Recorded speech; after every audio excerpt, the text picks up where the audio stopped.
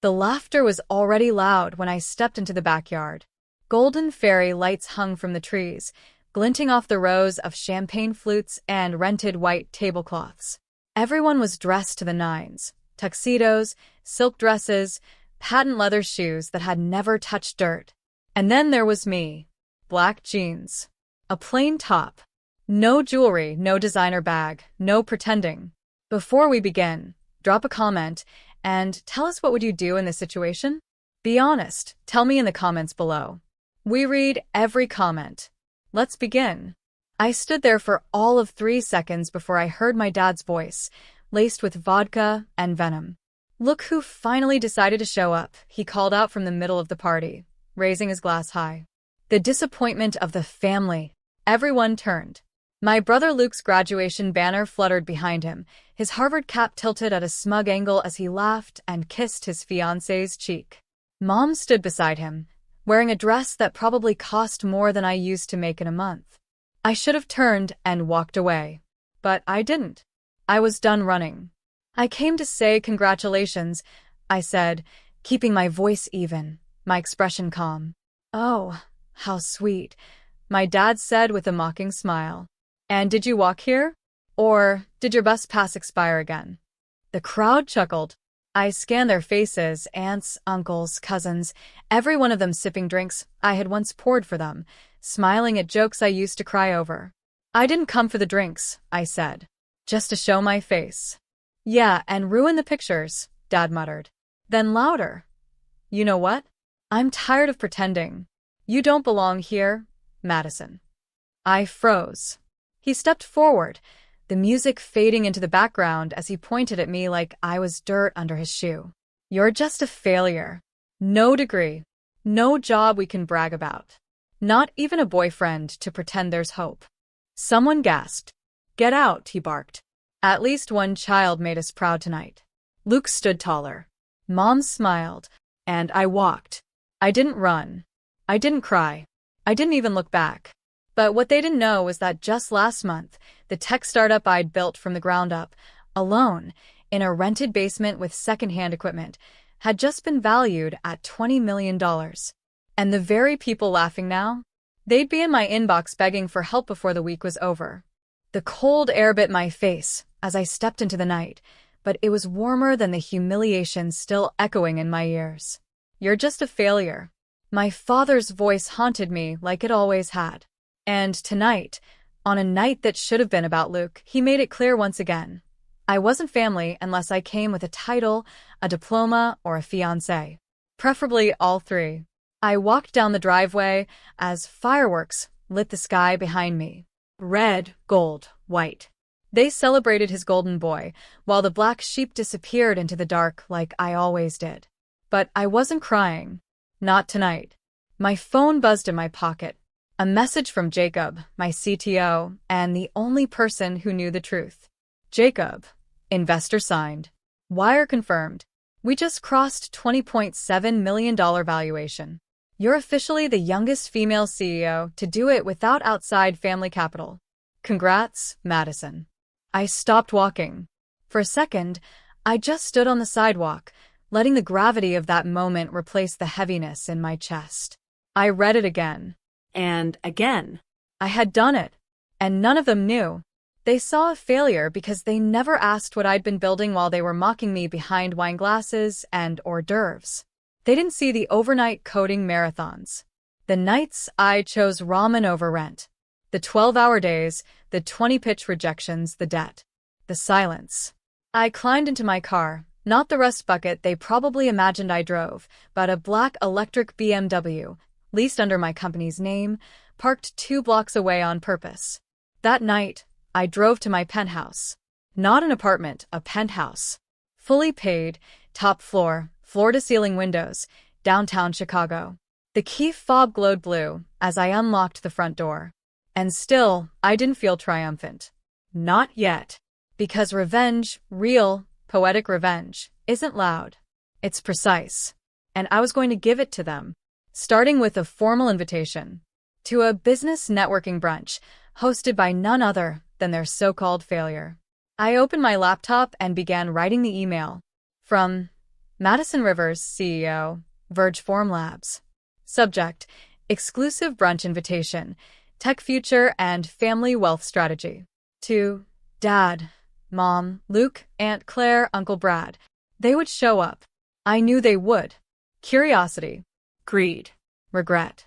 And when they walked through those glass doors, past the luxury cars, past the investor banners with my name on them, past the photographers and Forbes reps, they would realize I wasn't just making it.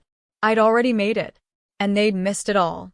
3 days later, the conference room on the 61st floor was pristine. Glass walls shimmered in the morning light, the city stretching endlessly beyond them. My team moved like clockwork, coffee carts prepped, name cards aligned, and a discreet security detail just in case Dad decided to show his temper again. I stood in front of the floor-to-ceiling window, heels sharp, my fitted navy blue suit tailored perfectly to my frame. Minimal makeup, hair pulled into a low, clean bun. Confident, controlled. Not the girl they threw out of a backyard party. The Verge Form logo rotated slowly on the digital screen behind me. At 10:01 a.m., the elevator doors opened. Dad stepped out first, wearing the same smug look I'd seen my whole life, like the world owed him something. Mom followed, her pearls tight around her neck, clutching a knockoff designer bag she thought was real. Luke and his fiancée were whispering behind them. Aunt Claire and Uncle Brad trailed close, fake smiles plastered on their faces. They didn't recognize me at first. Not until I turned. Their steps slowed. Luke blinked. Wait. Mads. Dad narrowed his eyes. What is this? Why'd we get invited to some tech startup thing? I smiled politely. It's a private networking brunch. 4 families interested in generational investment and early-stage tech ownership. He scoffed. You're working here? No, I said, my voice firm. I built this company. Silence. You, my mom whispered, almost in disbelief. But you were always struggling. Living in those tiny apartments. I was coding. I cut in. Pitching. Building. While you were pretending I didn't exist unless I brought home something impressive. Luke stepped forward slowly, reading the signage. Verge Form Wait. I've heard of this. You guys just closed Series B with Founders Core, right? Your AI middleware was featured on Bloomberg last week. Dad looked between us. That's your company? My smile widened, sharp as glass. Yes. And we're projecting $80 million revenue next fiscal. The room froze. The waiter approached with a tray of sparkling citrus water, and I gestured casually toward the sleek digital panel behind me displaying the Forbes article with my face on the cover. From disowned to dominating, meet Madison Rivers, tech's new disruptor. My dad's hand trembled slightly as he reached for the drink, lips pressed into a hard line. He couldn't look me in the eye. But it wasn't over. Not even close. Because I hadn't just brought them here for the shock. I had a gift prepared. Something they'd never forget. Before we begin, I said to the room, I have a short message to play. Just a quick clip from my graduation night. You remember, the one none of you attended. I turned to the screen, hit play, and as the video rolled, me standing alone with a cake lit by a single candle, whispering a wish to make it on my own, I watched their faces fall. They remembered now. The night they left me sitting alone in a community college dorm room with no calls, no texts, no congratulations. I remembered it too. Every second. The room was still. The only sound was the soft hum of the HVAC and my own voice from years ago, echoing through the state-of-the-art sound system as the video played on the 8K screen. Happy graduation to me, I guess.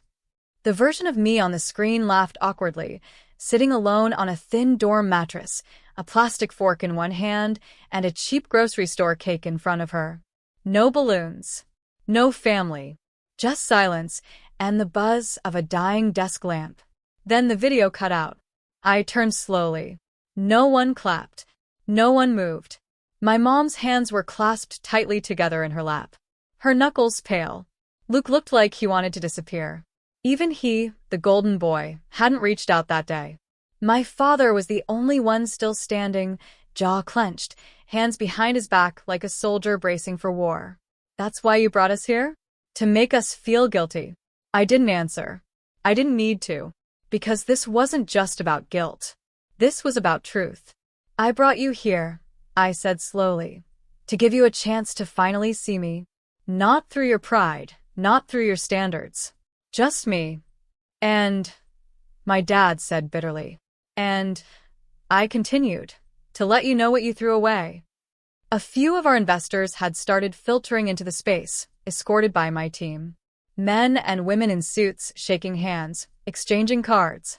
My parents watched them, confused, anxious, out of place. I could have helped you when the market crashed, I added, turning to Aunt Claire. Your husband's portfolio sank 60%. I remember that week. Her eyes widened. Or when Luke lost his internship due to those misconduct rumors, I said evenly. I have emails. Screenshots. I could have buried him, but I didn't. Luke's jaw dropped. You knew about that? I know more than you think, I said.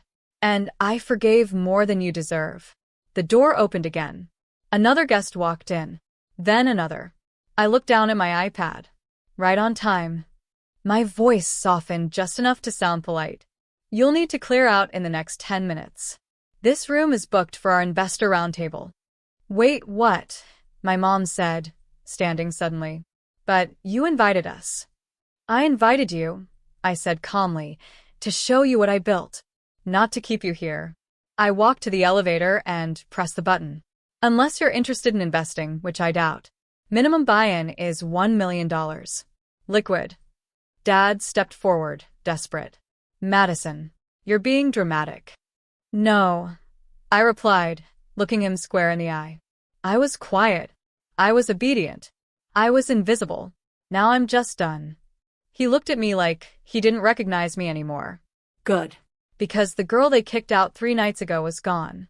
She was the same girl they'd kicked down for years, during family dinners when they changed the subject if I spoke, during holidays when they forgot to send me invitations.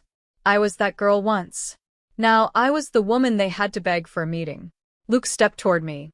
Madison. Come on. You're my sister. Funny, I said, one brow arched. You weren't my brother when you stood there laughing while Dad threw me out. He looked down. I took a slow breath and pointed toward the glass doors. Security will escort you to the elevators. Please don't touch anything on the way out. As they were let out, shoulders hunched, eyes darting, pride shattered, I turned back to my team and smiled. All right, I said, my voice crisp, commanding. Let's get back to work. We're just getting started. 2 weeks later, my name was everywhere. Forbes, TechCrunch, Incorporated magazine. Even CNN aired a short business feature on Vergeform, calling us the next billion-dollar solution in AI security infrastructure. Every article mentioned my name, Madison Rivers. Every photograph, crisp, high-res, polished, showed the same confident woman in fitted blazers and bold lipstick standing at the edge of innovation. And every email I got from my family came from a place of desperation. First, it was my mom. Subject: please call me sweetheart. I didn't mean to laugh that night. I was just nervous. Your father was drinking too much again. I want to fix this. Then Luke. Subject: investment idea? Hey Mads, congrats on all the success. I was wondering if I could run a startup idea by you? Something small, just need a bit of seed funding. Think you'd love it. I didn't reply. And then came Dad. Subject: from your father. I know I haven't been the man I should have been. I was raised to be tough, and maybe I was too tough on you. But I'm proud of what you've done. Truly. I could use your help. Just one meeting. For a few minutes, I stared at the screen, fingers hovering over the keyboard. I could have said a lot. Instead, I forwarded the email to my assistant with a note. If he wants a meeting, tell him the calendar is booked for the next 6 months. He can submit a request like everyone else. Because here's the thing, people don't change the moment you succeed, they reveal who they always were. My father never needed me to prove my worth. He needed to face his own reflection and didn't like what he saw. I didn't build Vergeform to prove him wrong. I built it because when the world silenced me, belittled me, underestimated me. I kept working. When I cried alone in stairwells and borrowed money to eat and coded until my wrists ached, no one applauded. No one believed in me. So, I believed in myself. That belief turned into vision. That vision turned into code. And that code turned into a company now backed by Founders Core, Klein Ventures, and Stoneworth Capital. The girl they kicked out? She was now the reason they couldn't sleep at night. And to be honest, I didn't feel angry anymore. I felt free. That Sunday, I walked past the old community center on Hawthorne Avenue where I used to volunteer, just to stay off the streets after my first apartment eviction. I signed a check for $500,000 and handed it to the director to build a tech lab for girls like me. Because real success doesn't scream at people who doubted you. It changes lives without needing their approval. One afternoon, I walked into a bookstore and overheard a group of high school girls pointing at a magazine. "That's her," one of them whispered. "She's the one who didn't go to Harvard. The one they laughed at. And now she owns half of downtown." I turned, smiled gently, and said, "Hard work is louder than hate." They lit up, took selfies, and I signed their copies. I wasn't the invisible girl anymore. And the next time someone shouted, "You're just a failure," I'd remember the moment I left that graduation party. Not broken, not defeated, but reborn. Because my story didn't end that night.